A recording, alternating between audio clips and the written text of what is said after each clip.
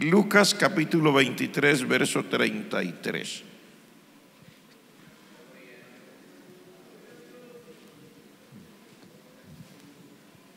Ayer leímos este verso para hablar bajo el título El significado de la cruz de Cristo. Hoy vamos a leer este verso y vamos a hablar bajo el título El sermón de las 7 palabras.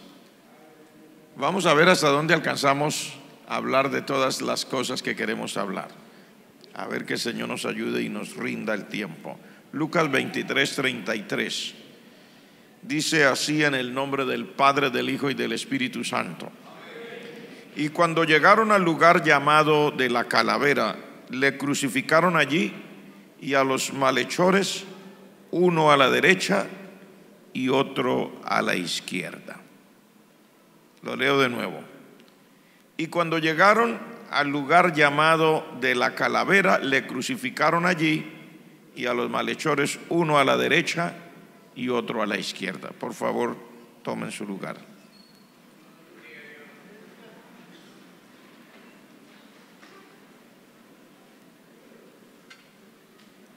El significado del sermón de las 7 palabras. Vamos a hacer primero una aclaración. El Señor dijo más de 7 palabras en ese día. Aquí básicamente lo que se ha tomado son expresiones muy particulares del Señor en ese día de la crucifixión. Lo que Él dijo en momentos previos, durante y al final de su sacrificio. Se han tomado estas expresiones, son realmente frases, expresiones completas que el Señor dijo ese día y que tienen que ver con las personas, con todos nosotros, que tienen un significado especial, y por eso se ha llamado el sermón de las 7 palabras. Ha sido muy popular, siempre las personas lo han oído mencionar, el sermón de las 7 palabras, pero hago la aclaración, fueron más de 7 palabras. Fueron realmente expresiones del Señor, cosas que Él dijo de una manera particular y que tienen que ver con nosotros. El suceso de la crucifixión, ayer lo dijimos al inicio, lo quisiera decir de nuevo, sucedió en Jerusalén. El Señor Jesucristo fue crucificado allí a las afueras de Jerusalén. En el texto que leímos dice, llegaron al lugar llamado de la Calavera y ahí lo crucificaron. Había en Jerusalén, en las afueras, en ese tiempo eran las afueras, ¿no? Ustedes saben que las ciudades van agrandándose, pero en ese tiempo este lugar, que era una pequeña colina que quedaba a las afueras de Jerusalén, se llamaba en el idioma de ellos Gólgota, o sea, lugar de la calavera. ¿Por qué se llamaba el lugar de la calavera? Porque era el sitio donde llevaban a los reos o sentenciados a muerte por crucifixión. Le quiero hacer esa aclaración, que eso no fue escogido al azar en ese momento. Era el sitio específico donde se realizaba la pena de muerte o se ejecutaba esa sentencia sobre los condenados a morir por crucifixión. Ayer hicimos esa aclaración. No todos los condenados a muerte en la tierra de los judíos eran por crucifixión. Los condenados a muerte también podían ser por apedreamiento, pero el Señor Jesucristo no fue ejecutado por apedreamiento, porque estaba profetizado todo acerca de su sacrificio. Así que si usted lee la historia de los evangelios, usted encontrará que en 2 ocasiones diferentes antes de este momento, los judíos, cuando se enojaron con él, quisieron apedrearlo. en 2 ocasiones anteriores.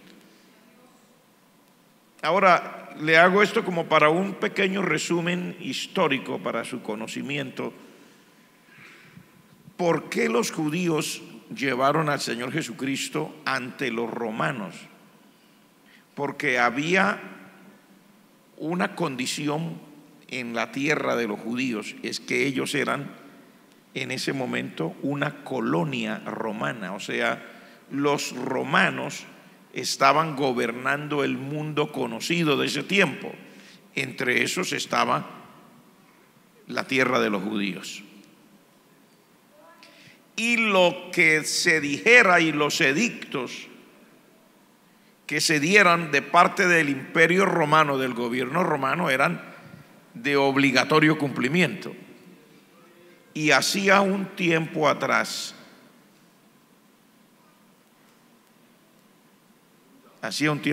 se les había prohibido a los judíos ejecutar a un reo por crucifixión. No estaba en ese momento dentro de su autorización. Entonces, en el momento que el Señor Jesucristo va a ser crucificado, los únicos que podían llevar a cabo la crucifixión eran los romanos. Por eso ellos llevaron al Señor Jesucristo ante los romanos, porque ellos querían que el Señor Jesucristo sufriera la máxima pena y ellos no la podían ejecutar. Entonces por eso lo llevaron ante Pilato, el gobernador de los romanos. Y Pilato trató, ¿se acuerdan que ayer lo explicamos? Pilatos trató de que no sucediera. No porque él fuera muy buena persona, pero la esposa le había mandado un mensajito. Cuando estaba en el momento del juicio, en el cual debían absolver o condenar al Señor Jesucristo, la esposa le mandó un mensajero.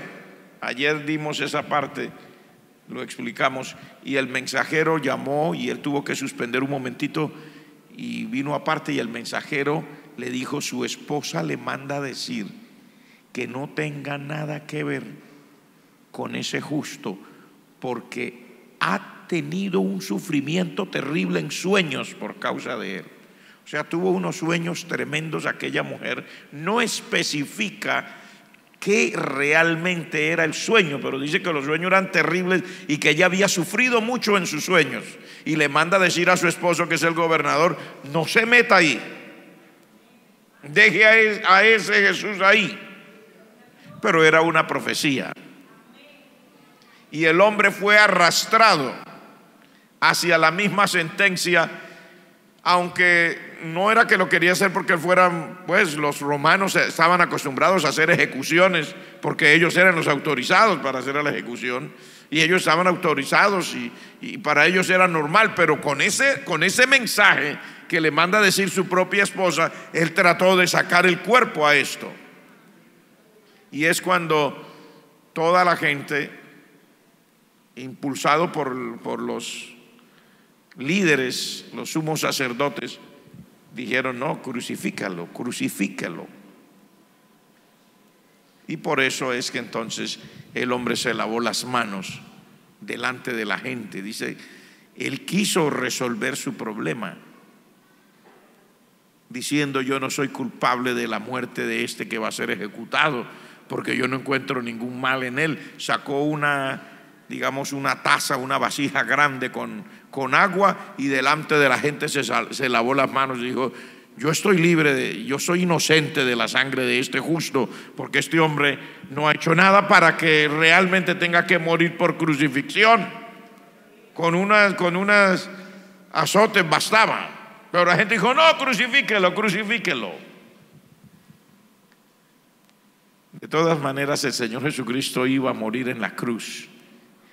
Y aunque Pilato quiso salirse, no pudo salirse, porque cuando hay una palabra de Dios, no hay nadie que pueda ni meterse si no está invitado, ni salirse si es parte de todo lo que está pasando. La palabra de Dios está por encima de lo que la gente quiera por encima de lo que la gente diga. Y yo quiero que usted sepa eso en esta noche, porque hoy le estamos hablando de esta palabra de Dios. Quiero decirle que la palabra de Dios es poderosa, y lo que Dios ha determinado, no hay nadie y no hay nada que pueda torcer lo que Dios ha dicho que debe ser. Cuando el Señor es llevado a él y lo crucifican ahí, dice que crucificaron a un ladrón a su derecha y a otro a la izquierda. El Señor dio la primera expresión que la conocemos dentro de las 7 palabras, cuando dijo: Padre, eso lo dice en el verso 34, perdónalos, porque no saben lo que hacen. Esa primera expresión del Señor que traemos aquí durante este mensaje es de una trascendencia total, porque el Señor estaba absolviendo a la raza humana.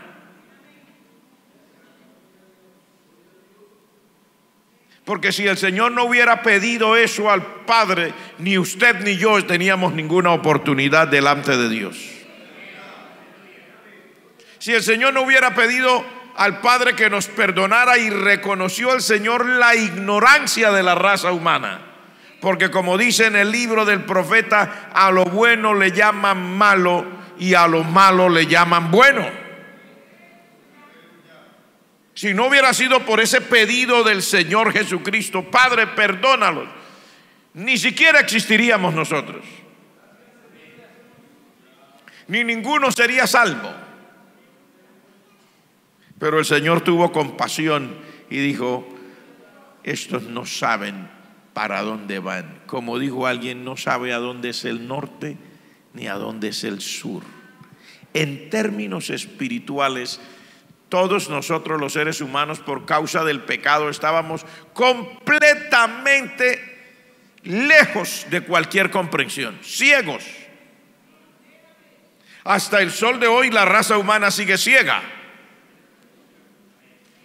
sigue haciendo las cosas a su manera. Pero por la gracia de Dios, el poder de Dios a través de la palabra del Señor le abre las puertas a la gente y le permite que venga, para que Dios le abra los ojos y pueda ver lo que necesita. ¿Por qué tan endurecidos? La pregunta es: ¿por qué insiste la gente en decir que no? Vienen a los cultos, escuchan a través de una predicación en la televisión, en la radio, lo leyó tal vez en un folleto que se le dio, escuchó a un predicador como hoy escuchó al pastor de una iglesia, y algunos hasta lloran y dicen: es verdad, pero cuando se le dice: ahora venga, entréguele su vida al Señor, dice: no, pastor, no, hasta allá no. No quiero, no me quiero comprometer, no quiero tener ningún compromiso con Dios, no quiero tener ningún compromiso con la iglesia, no quiero tener ningún compromiso con la palabra de Dios, y prefiere quedarse allá, lamentablemente, porque sigue pasando lo mismo. El Señor dijo: estos no saben lo que hacen. Y amigo, cuando usted rechaza a Cristo y rechaza la invitación para servir al Señor, realmente usted no sabe lo que está haciendo. Usted no se da cuenta de lo que está haciendo. Está rechazando la única oportunidad que usted tiene, porque no tiene más.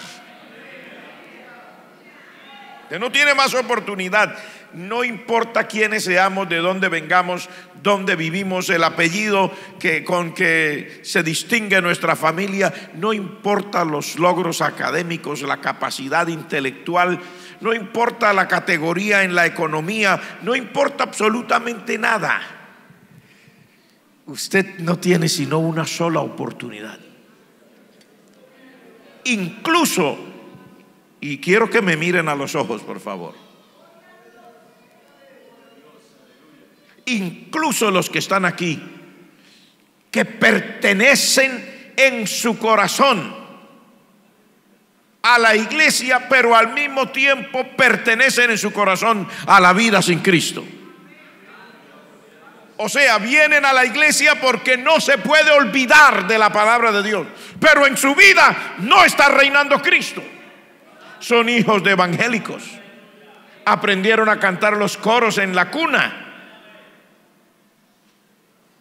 Y cuando hay una actividad, sabe que debe venir. Incluso viene a veces hasta todos los domingos y oye la palabra, pero nunca ha tomado una decisión. Y dice: pastor, después. Usted no sabe lo que está haciendo. Pero Dios lo ha traído hoy aquí para decirle: alerta.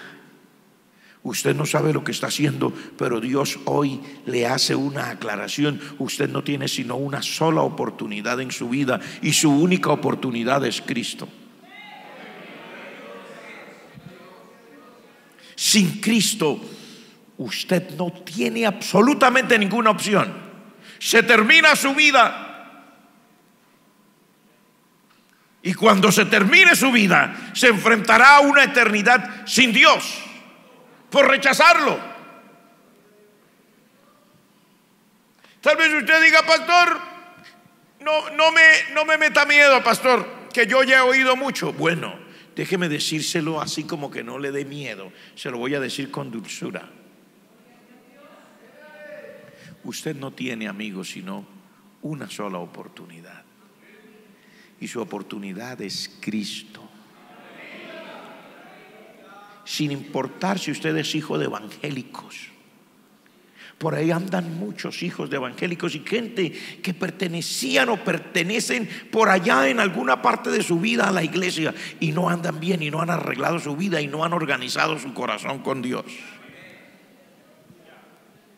Y el Señor sigue diciendo: Padre, perdónalos, porque estos no saben lo que hacen, no saben lo que están haciendo. Porque su única oportunidad es el Señor, pero usted insiste en seguir su rumbo, lejos del Señor. Tristemente. Y sabe, igual que nosotros, que hoy a veces rechazamos, la Escritura dice que había un hombre. Y yo porque soy así, me gusta hacer comparaciones, y tal vez mi forma de manejar la situación le parezca a alguno jocoso, pero yo digo: este hombre como que vivía en los estratos 6 y 7 de Bucaramanga. La Biblia no dice su nombre, dice que era un hombre rico. La gente le puso un nombre, no sé quién se le ocurrió el nombre, le puso el rico Apulón. Yo no sé quién le puso ese nombre. La Biblia no dice cuál era el nombre, pero la gente lo identifica con el rico Apulón. Vivía por allá, estratos 6 y 7. Y dice la Escritura que a la puerta de su casa había un hombre mendigo que estaba enfermo y tenía llagas, y quería comer de lo que quedaba pero mientras pasaba todo esto, este hombre, a través de ese mendigo que estaba enfermo, se enteró de que había un Dios real, pero no era para él. No me asusten, dijo él, si yo vivo en la ciudad bonita, yo vivo bien, yo lo tengo todo. Y comía y bebía con esplendidez, hacía unos banquetes extraordinarios. Mientras este hombre estaba a la puerta de su casa, venía todos los días por allí y pedía: por favor, si tienen algo para darle a este pobre hombre que está enfermo. Él despreció el mensaje y despreció al mensajero. Dice la Escritura que llegó un día que el hombre que sí estaba enfermo, a ese sí la Biblia le da el nombre, dice que se llamaba Lázaro. Se murió Lázaro.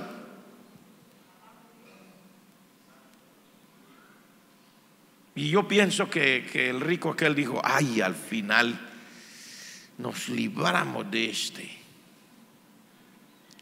Siempre dando ese mal espectáculo ahí, viniendo ese hombre tan enfermo y con esa cara que ya se estaba muriendo, siquiera que ya no está por ahí. Pero la Escritura dice: vinieron los ángeles y lo llevaron al seno de Abraham, a ese Lázaro. Pero dice la Escritura algo más, dice, pero también se murió el rico, porque los ricos también se mueren. No solo los enfermos, los ricos también, los inteligentes también, los famosos también, los que tienen un buen apellido también se mueren. El médico también se muere. El científico también se muere. Y se murió el rico, porque los ricos también se mueren. Y dice la Escritura, cuando abrió los ojos, estaba en la eternidad en un tormento terrible. Y allá reaccionó. La Biblia dice cómo reaccionó. Ese no es el tema central, pero la Biblia dice que él reaccionó demasiado tarde. En la eternidad quería que ahora le dieran la oportunidad que Dios le dio mientras estaba vivo sobre esta tierra. Por eso le reitero esas palabras que el Señor dijo: Padre, perdónalos porque no saben lo que hacen. Usted rechaza a Cristo por la razón que sea, usted no sabe lo que está haciendo. Pero hoy el Señor le abre una vez más la oportunidad y le dice: vengan a mí los que estén trabajados y cargados, yo los hago descansar. Quiero pasar a una segunda expresión del Señor, porque yo me puedo quedar con una sola expresión y no solamente predicar este culto, sino toda la campaña de una sola expresión. Pero quiero ir a la segunda, que ya la llamaríamos la segunda palabra. El Señor dice ahí en el verso 43: de cierto te digo que hoy estarás conmigo en el paraíso. Esto se lo dijo el Señor mientras estaba crucificado a uno de los dos ladrones, porque la Escritura dice: crucificaron a uno a la derecha y a otro a la izquierda. Pero todo el mundo estaba burlándose del Señor, escarneciendo al Señor. Y entre esos, uno de los ladrones también se animó, a pesar de estar en ese sufrimiento, porque ayer explicamos cómo era la muerte por crucifixión. No era así nomás, así como la gente dice, y no lo pusieron en la cruz. No, era una muerte terrible. Era una muerte lenta, dolorosa, angustiosa. El peso del cuerpo hacía romper los ligamentos, tendones, y el sol que le daba al que estaba allá, la sangre que salía, y dicen que les daba infección. O sea, una cosa terrible. Dicen que al final se sentían sofocados, no podían casi respirar por el peso del cuerpo colgando de allí y de unas heridas que estaban abiertas, que nadie le estaba echando allí medicamentos. Pero a este ladrón le quedaron ánimos en su amargura y en su dolor para él también volverse contra el Señor. Y le dijo al Señor: si eres hijo de Dios, bájate de la cruz y bájanos también a nosotros. Porque ahí todo el mundo dice que eres hijo de Dios, pero estaba en la amargura. Qué terrible como la amargura puede llevar a la gente. El dolor puede llevar a la gente a rebelarse contra el único que tiene el remedio para su vida, porque el único que tiene el remedio para su vida es el Señor. Pero bueno, la Escritura dice que este hombre dijo todo eso, pero el que estaba al otro lado, el otro ladrón, le dijo: pero tú también te vuelves contra él. El otro ladrón le comenzó a predicar a este ladrón rebelde. Dijo: pero tú también te vas a poner contra él. Dice: míranos, aquí estamos. Nosotros estamos aquí porque merecemos. Porque nosotros tal vez al cometer sus robos habían matado gente, porque de lo contrario no los habrían crucificado, la pena de muerte. Entonces él le dice: nosotros estamos aquí porque merecemos esto. Dijo: pero él, y no podía señalarlo, no tenía las manos libres, no podía hacer sino únicamente lo que pudiera sus palabras y tal vez su mirada, y así gritando desde acá, porque tenía que ser a los gritos, porque en el medio estaba el Señor. Eran 3 cruces. Aquí estaba la del Señor, aquí estaba la de un ladrón, y allá estaba, y tuvieron que gritar. Y este le gritó y le dijo: este no ha hecho nada, él es justo, él no merece estar en esa cruz, no sé por qué lo crucificaron. Oiga, un ladrón, un homicida, está reconociendo que el Señor Jesucristo no tenía por qué estar en la cruz. No sé por qué lo crucificaron, le grita al otro: arrepiéntete. ¿Cómo te atreves a volverte contra él? Y mientras estaba ahí colgando en esa cruz con todo ese dolor y dándole ese mensaje a gritos al otro, entonces le dijo al Señor: Señor, acuérdate de mí cuando entres en tu reino. Acuérdate de mí. Y el Señor le respondió y le dijo: hoy mismo estarás conmigo en el paraíso. Qué bueno que el Señor siempre tiene una oportunidad, aunque sea en el último instante de la vida. Porque, amigos, hay quienes desaprovechan la vida entera, pero si usted me está oyendo hoy, todavía le queda una oportunidad. Venga a los pies de Cristo y dígale al Señor: Señor, aquí estoy, yo también te quiero pedir perdón y yo también quiero estar contigo cuando entres en tu reino. Y el Señor le va a decir lo mismo que le dijo al ladrón: tú también estarás conmigo en el paraíso. Básicamente lo que le quiero decir es: el Señor tiene los brazos abiertos y un corazón enorme para brindarle esa oportunidad de salvación a todo el que quiera venir a Él. Se lo digo, no sé por qué se lo quiero decir de una manera tan, se lo estoy insistiendo.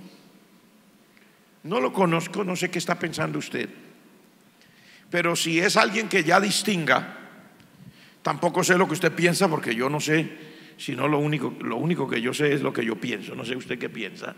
Está ahí sentado, pero miren, le voy a decir esto. Y póngame atención, aunque sea una vez en la vida, y reflexione. Usted ha tenido muchas oportunidades de Dios. Muchas. No sé en qué se ha detenido usted que no ha querido entregarle su corazón al Señor. No sé. No le puedo decir, porque yo no sé lo que usted piensa. No sé cómo me ve usted, y no sé cómo ve a la iglesia, y tampoco sé cómo ve al evangelio. Y no sé realmente las conclusiones que usted haya sacado para decir: si todo es bueno, yo voy a ir, pastor, pero no me insista que yo no. Yo le quiero decir hoy que el Señor le está dando una oportunidad más en su vida, ofreciéndole de nuevo la salvación. Porque si usted llega a perder la oportunidad, si se llega a cerrar la cortina de su vida sin que usted le haya entregado su corazón al Señor y vaya a la eternidad sin esta seguridad de vida eterna, usted no tendrá ninguna excusa. No habrá ninguna.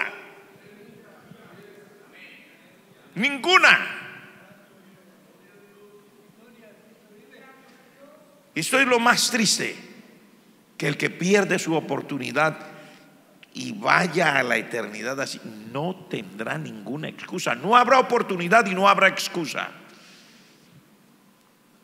Si tal vez usted se decide hoy y le entrega su vida a Cristo, bienaventurado. Si no se decide hoy y se va para la casa y Dios le concede otros días en su vida y se acuerda de la voz de este predicador, donde esté, a la hora que sea, y en el momento que usted se dé cuenta, yo lo invito a que por allá, tal vez en el campo, no sé a dónde lo asaltará de nuevo esta palabra, usted se arrodille por allá o en el cuarto de su casa, en algún lugar, y le diga: Señor, acuérdate también de mí. Yo también quiero estar contigo en tu reino. Perdona mis pecados. Y el Señor lo va a hacer por usted. Y si usted está aquí en la iglesia y conoce el Evangelio y no anda su vida bien, y usted está seguro que la vida eterna no es suya, aproveche la oportunidad de Dios. La tercera cosa que el Señor dijo ese día, de la cual quiero hablarles, se encuentra en San Juan, en el capítulo 19, en el verso 26 y 27, donde dice: cuando vio Jesús a su madre y al discípulo a quien él amaba, que estaba presente, dijo a su madre: mujer, he ahí tu hijo. Después dijo al discípulo: he ahí tu madre. Y desde aquella hora el discípulo la recibió en su casa. Yo creo que entre todas las cosas dolorosas de ese día, esto, para las personas que tienen un poquito de sentimiento, le rompe el alma a uno. La ejecución del Señor Jesucristo, su sentencia por crucifixión, fue llevada a cabo delante de su madre. La mayoría de personas a veces, sí, María estaba ahí, sí, pero llevémoslo al plano de lo real. Esa ejecución del Señor Jesucristo ese día fue llevada a cabo delante de su madre. La pregunta es: ¿cómo hace una madre para mirar eso? ¿Cómo hace una madre para estar ahí? Aquí hay muchas madres y también hay muchos padres. ¿Cómo hace una madre para quedarse parada frente a una cruz, mirando a su hijo destrozado, con todas las heridas que en la espalda tenía, cómo salía sangre por todas partes? La sangre le bañaba la cara porque le habían puesto esa corona de espinas y le habían hecho fuerza con una caña, dice que le golpeaban ahí, y entonces le rompió el cuero cabelludo y le salía sangre de las manos, le salía sangre de los pies. La pregunta es: ¿cómo hace una madre para quedarse ahí a ver eso? Usted diría: yo no soy capaz de verlo. Entonces le hago la otra pregunta: ¿y cómo hace una madre para no estar ahí ese día? Es que queda usted entre la espada y la pared. ¿Cómo hago para ver lo que le está pasando a mi hijo? Pero ya le han hecho eso. ¿Cómo hago para salir corriendo? Es aterrador. No se sabe, la Biblia no dice, pero yo estoy seguro que en ese día hubo gente que se desmayaba, que lloraba, gemía, porque la Biblia dice que las mujeres de Jerusalén lloraban cuando lo vieron así. Y yo estoy seguro que entre esas su madre también tiene que haber llorado.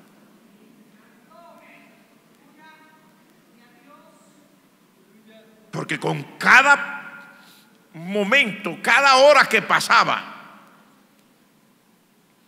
la tortura era mayor. Y la madre se tuvo que quedar ahí desde la hora que lo llevaron, y la Biblia dice que hubo tinieblas, o sea, hubo un eclipse hasta las 3 de la tarde. el Señor Jesucristo entregó su espíritu antes que se terminara el día. El día se terminaba a las 6. Ese era el día de los judíos, un día de 12 horas y una noche de 12 horas. ¿Cuántas horas estuvo esta madre ahí mirando a su hijo torturado? No le puedo decir exactamente, pero fueron horas interminables.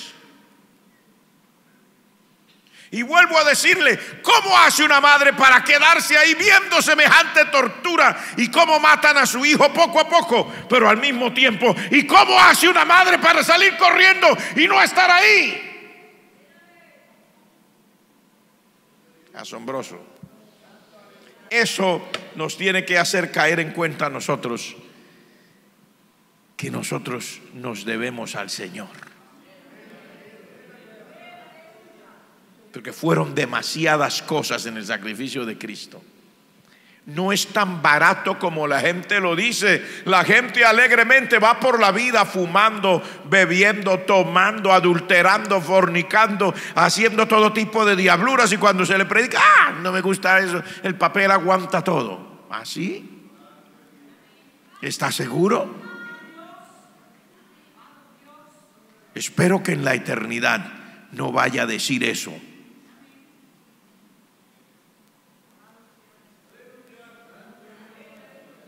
Porque por más que usted se crea inteligente y por más que usted crea que aprendió de la A a la Z, eso no le alcanza a usted ni para la más mínima excusa delante de Dios.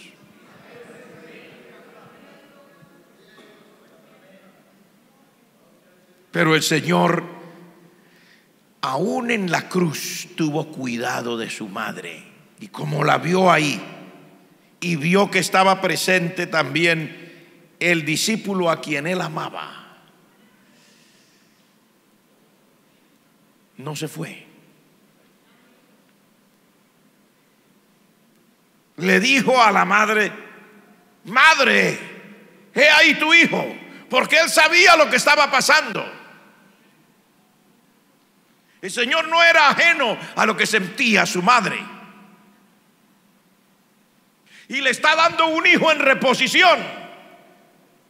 Le dice: madre, he ahí tu hijo. Pero no podía mover las manos, solamente tal vez la mirada, su voz. Y mirando al discípulo a quien él amaba, le dijo: hijo, ahí está tu madre. Y desde ese momento el discípulo, dice, la recibió en su casa. O sea, la hizo parte de su familia. El Señor tiene cuidado de nosotros. En su sacrificio está demostrado que Él tiene cuidado de nosotros. Y tiene cuidado de lo que nos pasa. Porque aunque ellos estaban ahí para mirar lo que le estaba pasando a él, él estaba ahí mirando lo que le estaba pasando a ellos. Y así sigue siendo hasta hoy. El Señor siempre está mirando lo que nos pasa a nosotros. Y tiene cuidado de nosotros cuando nos pasa lo que nos pasa. Porque nosotros no somos ajenos a las cosas de esta vida. Sí nos pasan cosas. Y sí lloramos. Y sí sufrimos, y sí tenemos que enfrentarnos a las cosas duras de la vida, y sí tenemos que ver lo que no nos gustaría ver, y tenemos que experimentar lo que no nos gustaría experimentar. Pero el Señor tiene cuidado de nosotros en medio de nuestras angustias, de nuestras situaciones. Quiero ir a la cuarta expresión del Señor, que se encuentra en Mateo, en el capítulo 27, en el verso 46. Dice así: cerca de la hora novena, eran las 3 de la tarde, Jesús clamó a gran voz diciendo: Elí, Elí, lama sabactani. Esto es: Dios mío, ¿por qué me has desamparado? ¿Por qué me has desamparado? Alguno diría: pero no entiendo. Mire, yo espero que, aunque hay que decirlo todo de una manera corta, pero yo espero que usted abra el corazón y sepa, el Señor Jesucristo nunca hizo pecado. Él no cometió pecado, pero sobre él, sobre su alma, fue puesto su pecado y el mío. Sobre el Señor, sobre su alma, él que era puro de toda pureza, justo de toda justicia, limpio de toda limpieza, tuvo que llevar sobre sí las cosas que usted y yo más de una vez hacemos.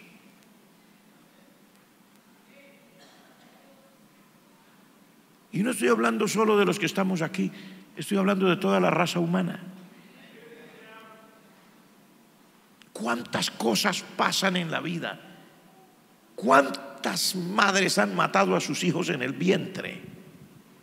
¿Cuántas masacres se han hecho en esta vida? ¿Cuántas violaciones de niños indefensos, niños y niñas? ¿Cuántos niños han sido asesinados después de haber sido violados? ¿Cuántos sicarios todos los días salen en las noticias? ¿Cuántas esposas viudas? ¿Cuántos hijos huérfanos? ¿Cuántos niños con hambre? Todo por la maldad del ser humano, por el pecado del ser humano, y Dios puso en él el pecado de todos nosotros. Por eso el Señor ahí dice: Padre, ¿por qué me has desamparado? No es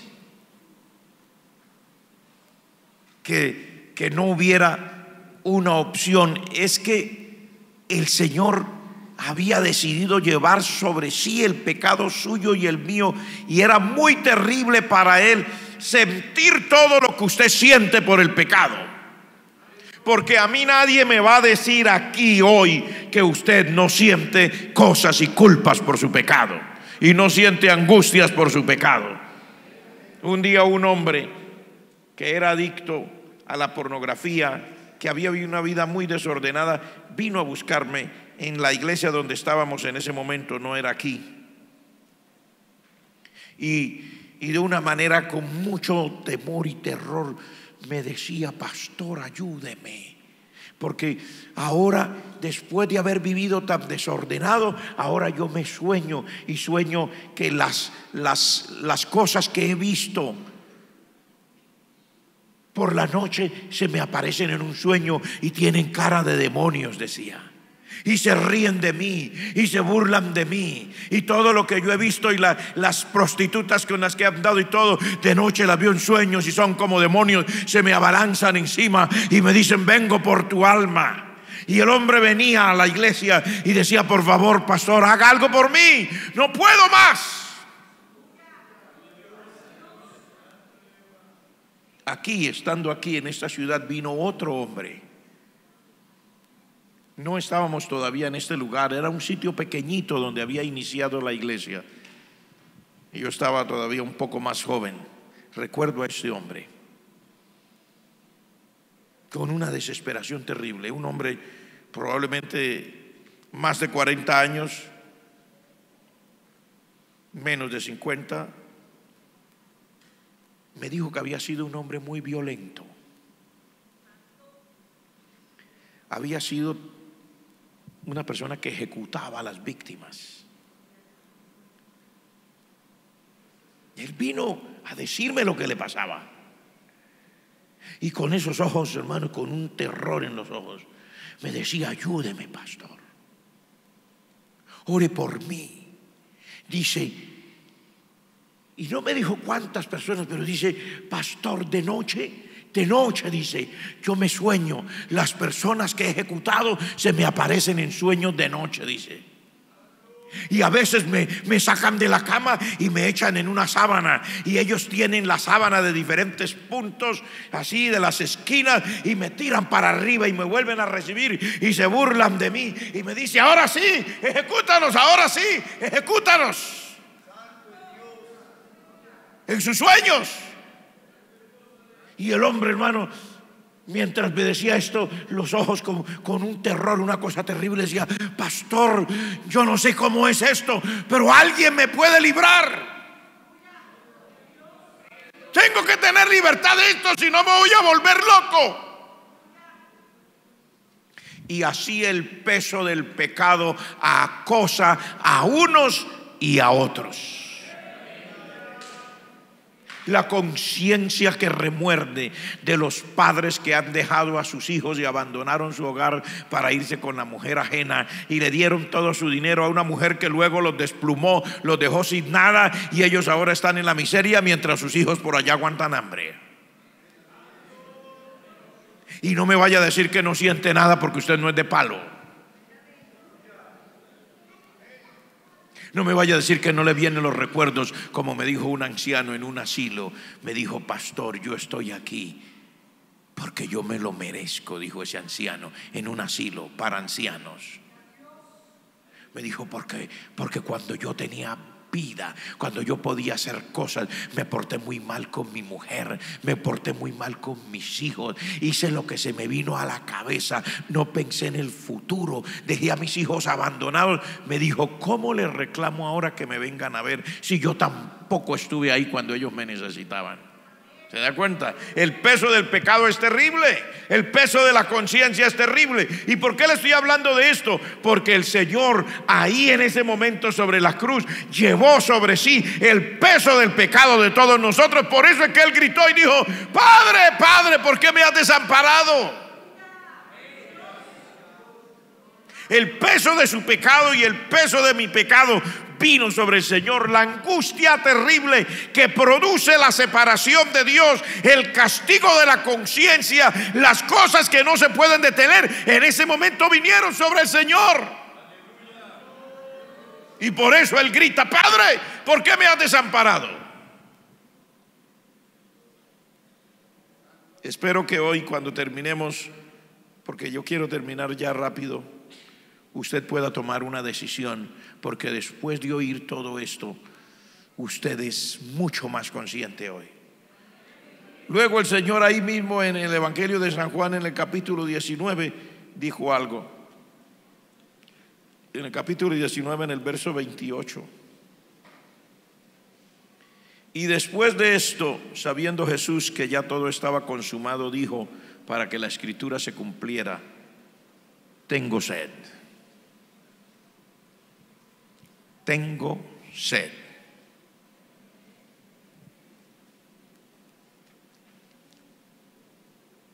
¿Sabe usted que la angustia y la desesperación producen tantas cosas?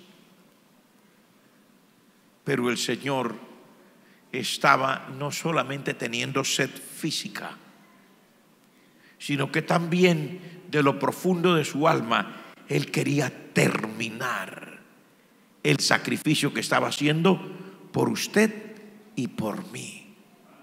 Él lo dice en su palabra: bienaventurados los que tienen hambre y sed de justicia, porque ellos serán saciados. Y el Señor dijo ese día ahí en esa cruz, hermano: tengo sed. Dice que gritó.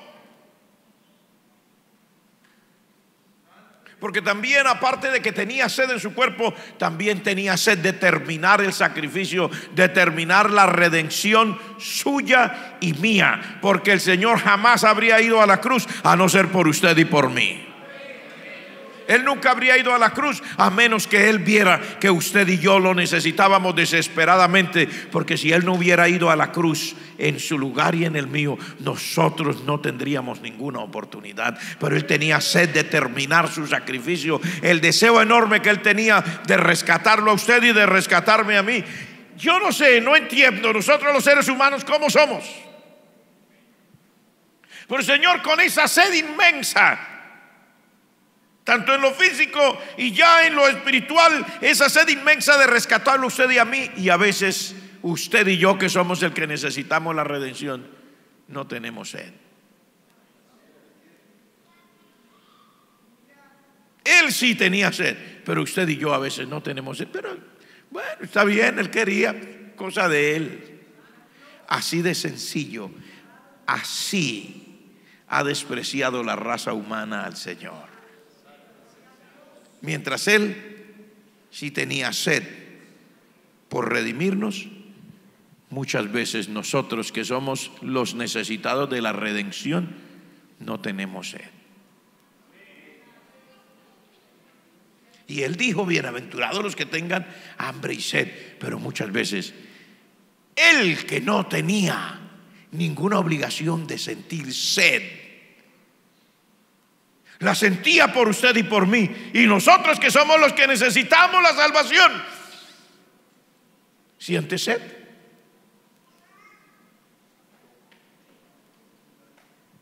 Se lo digo incluso a la iglesia: ¿siente usted hambre y sed de justicia?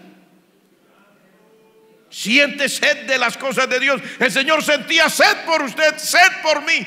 Pregunta: ¿siente usted sed por el Señor? ¿O usted también es de los que se va y, a pesar de que usted dice yo soy salvo, deja de venir a la iglesia y se va de paseo, se va de jugar fútbol, se va a hacer cualquier otra cosa,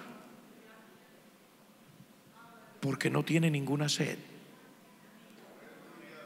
Porque está demasiado saciado, está satisfecho, no le falta nada.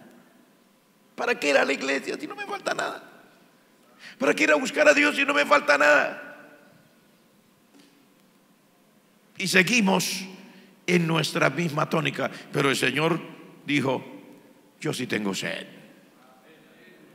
Y la Escritura dice que le acercaron una esponja mojada en vinagre para que bebiera. Eso fue la única cosa que le dieron para calmar su sed: vinagre.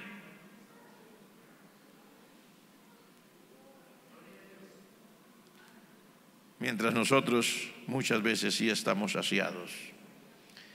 Y ahí en ese capítulo 19 dice la penúltima expresión que yo quiero mencionarle. Dice: cuando Jesús hubo tomado el vinagre, dijo: consumado es.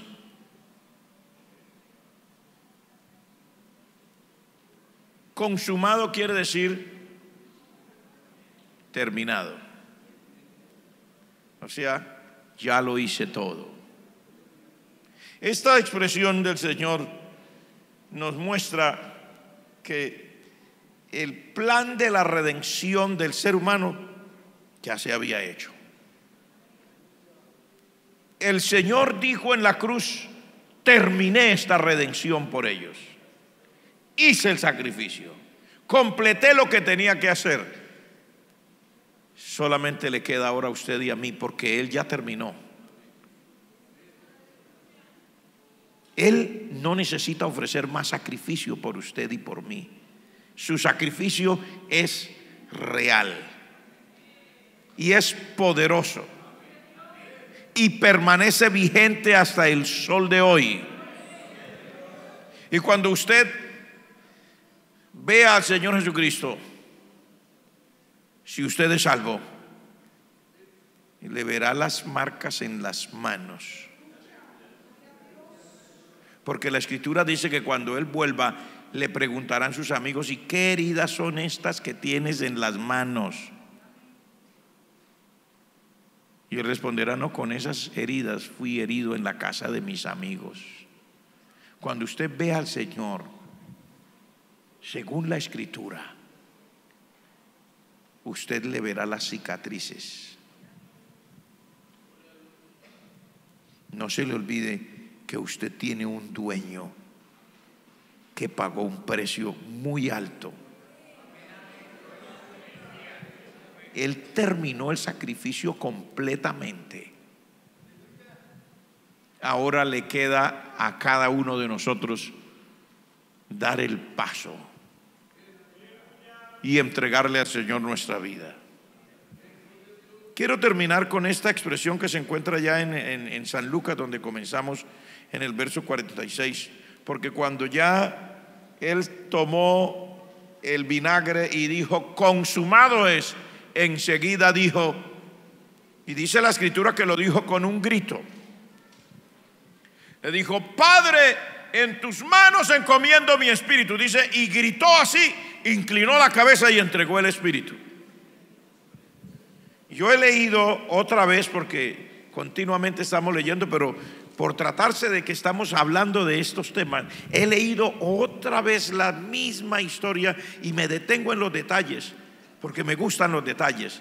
Dice la escritura que el centurión, o sea, el jefe de los soldados romanos que estaba ahí presente, ellos tenían la obligación no solamente de llevar al reo y de ejecutar la sentencia crucificándolo y levantando la cruz, ellos tenían que estar ahí hasta que se acabara todo y tenían que asegurarse que el reo había muerto, porque era una sentencia de muerte. Pero para sorpresa de este centurión, dice que este centurión, cuando vio la manera como el Señor entregó el Espíritu, dice, él dijo, verdaderamente este era hijo de Dios. ¿Sabe por qué? Porque ningún otro entregaba el Espíritu así, sino se moría en su dolor, en su angustia. Imagínense una crucifixión. Aquí dice, del Señor dice diferente, dice, cuando ya él dijo, consumado es, porque había tomado el vinagre, entonces dio un grito y dijo, Padre, en tus manos encomiendo mi espíritu. Y dice, bajó la cabeza y entregó el espíritu. Así, o sea, se lo voy a decir de otra manera.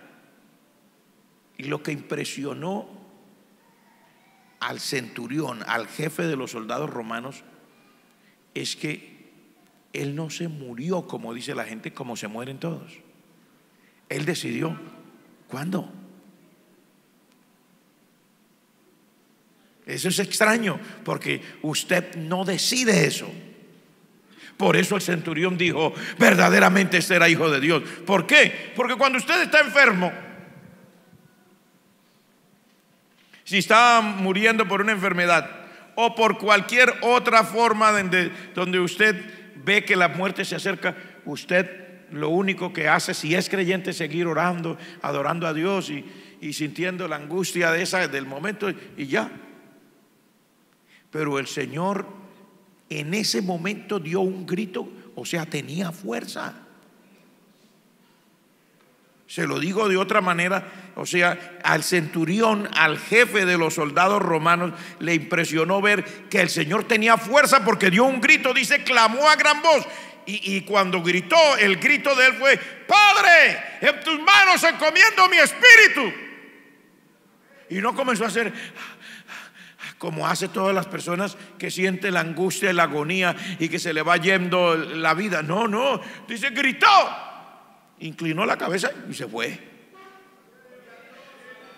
Dicho en otras palabras, lo hizo a voluntad propia.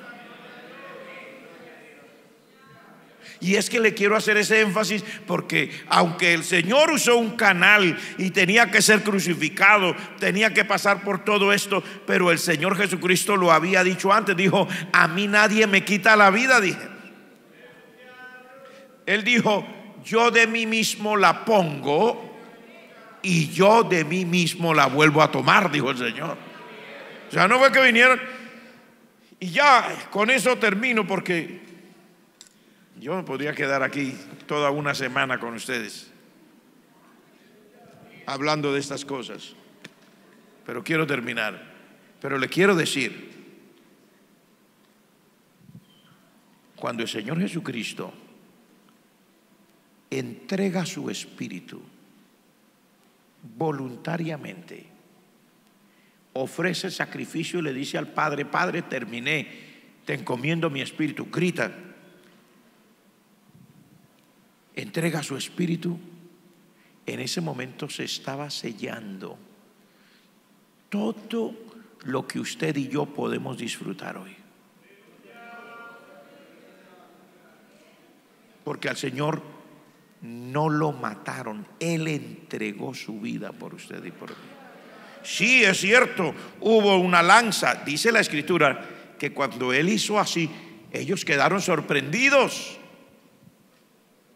y querían asegurarse de que de verdad estaba muerto. Dice que en ese momento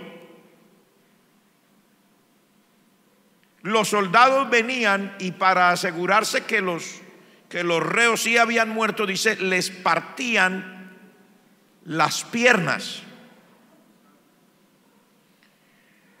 No sé con qué lo harían, sería con un pedazo de madera muy fuerte, le partían las piernas para asegurarse. No, si no ha muerto, le ayudan porque ya tenemos que bajarlo de ahí. Pero como Él entregó su espíritu, o sea, vamos a ponerlo de la manera como lo ve la gente, como Él murió de manera tan rara, no murió como se mueren los demás. ¿Cómo se mueren los demás? Se va debilitando en ellos la vida, se va debilitando. No, Él murió con toda la fuerza, un grito: Padre, te encomiendo mi espíritu en tus manos. Y agachó la cabeza. Ellos se les hizo muy raro. El centurión mismo dijo: verdaderamente este era hijo de Dios. La gente no se muere así, dijo él. Pero como había que cumplir, entonces vinieron, le quebraron las piernas al que estaba a la izquierda y al que estaba a la derecha. Pero cuando vinieron donde él, no se atrevieron a quebrarle las piernas. Pero tenían que asegurarse de que sí había muerto. La Escritura dice que no sería quebrantado ningún hueso de él. Por eso no le quebraron las piernas. Pero dice que uno de los soldados, para asegurarse, tomó la lanza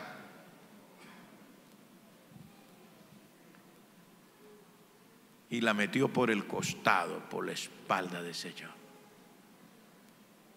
con la lanza, porque no le querían partir las piernas, pero querían asegurarse de que sí, que ya no estaba, que se había ido. Y dice: y cuando él metió la lanza así y le traspasó el costado.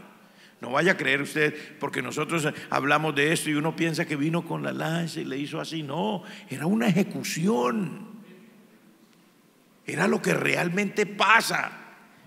Con toda la fuerza le rompió la espalda, el costado. Dice: salió agua y sangre. La última gotita de sangre que quedaba en él todavía fue derramada en ese momento por usted y por mí. Esta historia de la crucifixión del Señor es una historia asombrosa, sobrecogedora y también atractiva. No hay ninguno que pueda sustraerse a la realidad de que este sacrificio fue extraordinario. Por eso, aunque la gente dice no creer, hacen películas de la crucifixión.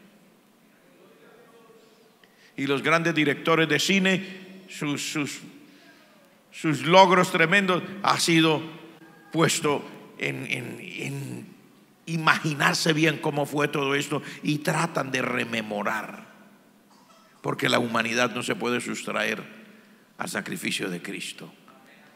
Yo quiero hoy invitarle a usted que está aquí para que después de haber oído este mensaje tome su propia decisión. Yo no sé si la tomará o no, pero yo cumplo con invitarlo.